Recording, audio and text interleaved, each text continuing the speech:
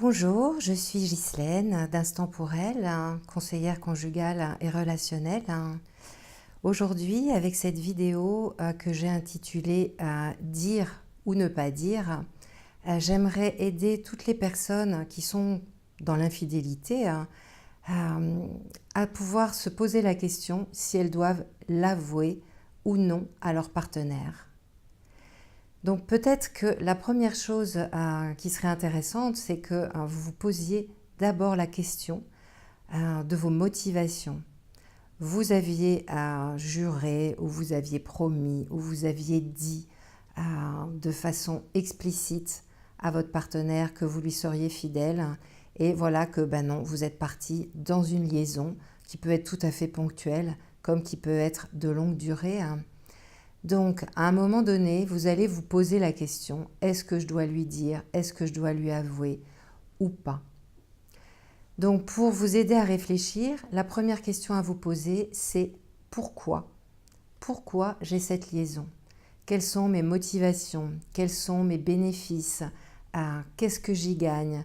Pourquoi j'ai basculé en fait dans cette forme de tromperie, de trahison par rapport à la personne que j'aime et qui partage ma vie? Quels étaient mes manques? Quels sont mes bénéfices? Ça, c'est la première question.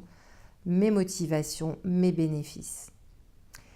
Et puis, dans un deuxième temps, la deuxième question que je vous propose de vous poser, c'est de vous dire, est-ce que j'aime toujours mon partenaire ou ma partenaire? Donc, est-ce que je veux rompre ou est-ce que je veux continuer? Est-ce que cette liaison est un déclencheur pour justement vous donner le courage de vous séparer, puisque ça n'allait pas depuis longtemps? Si c'est le cas et que vous voulez effectivement rompre, ça va être bien sûr important d'avouer et de dire la vérité. Si en revanche, cette infidélité, elle n'est que occasionnelle, elle vient d'une opportunité, il y a eu une occasion, vous n'aviez pas prévu, vous ne savez même pas comment c'en est arrivé là, etc. Si vous continuez, si vous voulez continuer la relation avec la personne que vous aimez, réfléchissez, parce que les conséquences peuvent être beaucoup plus importantes que ce que vous imaginez et provoquer quelque chose de dramatique, alors que peut-être ça n'a pas été si important que ça. Donc si vous voulez continuer avec votre partenaire, réfléchissez avant de parler. Donc bien sûr, parfois on a envie de dire les choses, mais ça peut avoir des conséquences, comme je viens de le dire, beaucoup plus grandes. Donc, posez-vous la question aussi de vous dire à quoi ça vous servirait de le dire. Parce que si vous encombrez votre partenaire de quelque chose qui n'a pas d'intérêt, qui va au contraire être contre-productif, vous allez partir dans quelque chose qui sera destructeur. En revanche, si votre partenaire a des soupçons et vous pose des questions de façon vraiment directe, qu'elle vous demande si vous avez quelqu'un d'autre, si vous avez une liaison, si vous l'avez trompé et que vous niez, sachez que l'impact pourra être beaucoup plus important que si vous ne niez pas. Parce qu'en quelque sorte, c'est la tromper une deuxième fois, c'est l'infantiliser et la tromper presque une deuxième fois. Quand elle vous regarde droit dans les yeux, qu'elle vous dit « jure-moi qu'il n'y a rien » et que vous lui dites « il n'y a rien » et qu'elle le découvre après coup, ce sera beaucoup plus difficile à rattraper.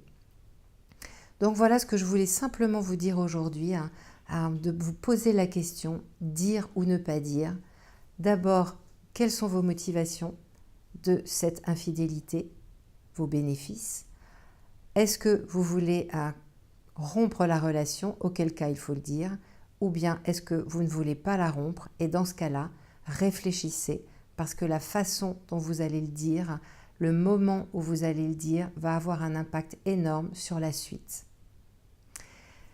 Donc, je vous propose peut-être de poster un commentaire pour que vous puissiez dire un petit peu votre réaction, si vous êtes d'accord avec ces mises en garde ou pas du tout.